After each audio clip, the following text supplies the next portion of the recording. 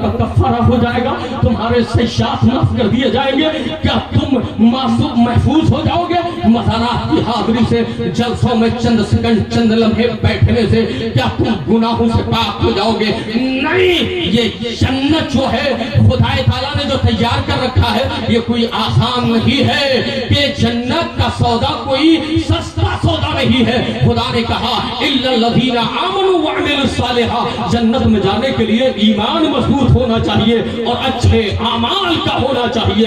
ولایت کیسے ملتی ہے؟ جب بندہ ایمان لاتا ہے اور اچھا عمل کرتا ہے. اس کے ولی کون ہوتے ہیں؟ آپ میں سے کون نہیں چاہتا کہ خدا کے قریب ہو جائے, خدا کا دوست بن جائے, اللہ کا ولی بن جائے؟ تو خدا کہتا ہے ان اولیاءہ الا المتقون. لوگوں, خدا کا ولی بننے کے لیے, دوست بننے کے لیے متقی بننا ہوگا, پرہیزگار بننا ہوگا. اور تقویٰ کی پہلی منزل ہے ایمان کے بعد نماز کی پابندی کرو, عبادت کرو, حلال و حرام کو سمجھو, حق و باطل کو سمجھو, جائز و ناجائز کو سمجھو. میں اتنے مجمع میں جب ہاتھ اٹھانے کے لیے کہا یہ شرم کی بات ہے, آپ کو حیا آنی چاہیے. استغفر اللہ, ستار معاذ اللہ. آپ اپنے آپ کو دیوانے کہلاتے ہو اور یہاں خوب وعدہ کرتے ہو کہ سر دے دیں گے, تن دے دیں گے, جان دے دیں گے. یہ جھوٹے دعووں سے کچھ نہیں کام آئے گا. یاد رکھو, اگر دعوے میں سچے ہو تو مسجدوں کو آباد کرو, دعوے میں سچے ہو عبادت خانے آباد کرو. آج ہاتھ اٹھا کر وعدہ کرو انشاءاللہ کل کی صبح سے ہم سب نماز کی پابندی کرتے رہیں گے. ہاتھ اٹھاؤ بھائی, ارے بولو نا. مجھے سمجھ میں نہیں آتا ہے حضرت, ہم لوگوں نے جو پڑھا ہے آپ لوگوں کے پاس درس گاہوں میں, حضرت حضور یہی پڑھا ہے کہ نماز 3 لوگوں پر معاف ہے. کتنے لوگوں پر؟ 3 ہی لوگوں پر. ایک تو نماز پاگلوں پر معاف ہے, وہ مکلف نہیں ہے. اور دوسرا کن پر؟ جو ماہواری کے پیریڈ میں ہو, وہ خواتین جو حیض کی حالت میں ہو, اس پر ان ایام میں نماز معاف ہے. اور تیسرا کن پر؟ جو ابھی بالغ نہیں ہوا, نابالغ بچہ ہے یا بچی ہے, اس پر نماز معاف ہے. لیکن مجھے نہیں سمجھ میں آتا اتنے بڑے مجمع میں یہ لوگ کون سی قسم کے پاگل ہیں؟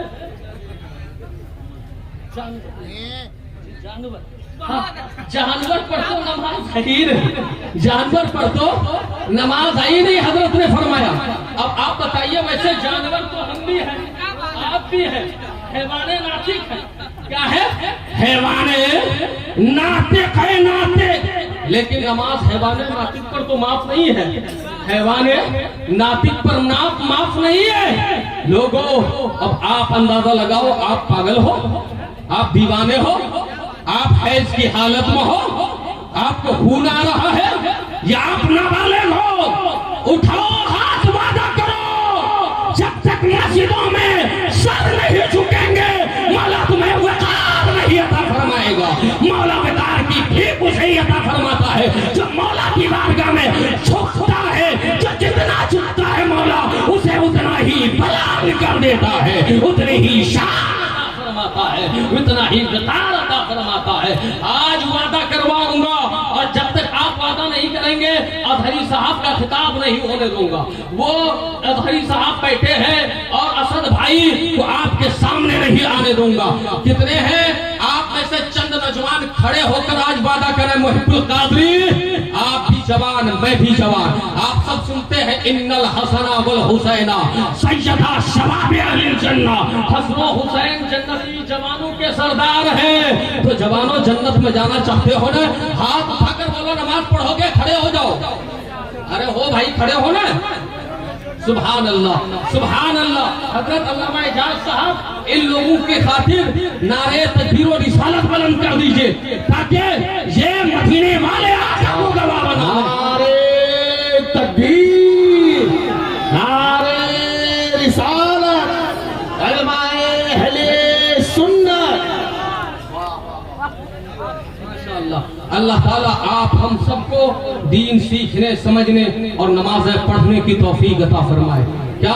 نمازیں پڑھنے کی توفیق عطا فرمائے. ان اللہ لا یغیر ما بقوم حتی یغیر ما بانفسہم. اللہ کسی قوم کی حالت اس وقت تک نہیں بدلتا جب تک وہ خود اپنا حال بدلنا نہ چاہے. آپ بدلو, خدا تمہارا مقدر بدل دے گا. آپ بدلو, خدا حکومت بدل دے گا. آپ بدلو,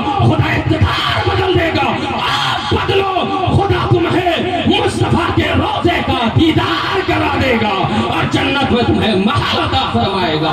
استغفراللہ ربی من کل ذنب واتوب الیہ لا حول ولا قوت الا باللہ العلی العظیم. پڑھیے محبت سے اشہد لا الہ الا اللہ واشہد ان محمدا عبدہ ورسولہ. اللہ تعالی ہم سب کو دین کی صحیح سمجھ، فہم، عقل، فراست اور عبادت کا ذوق عطا فرمائے. السلام علیکم وعلیکم السلام.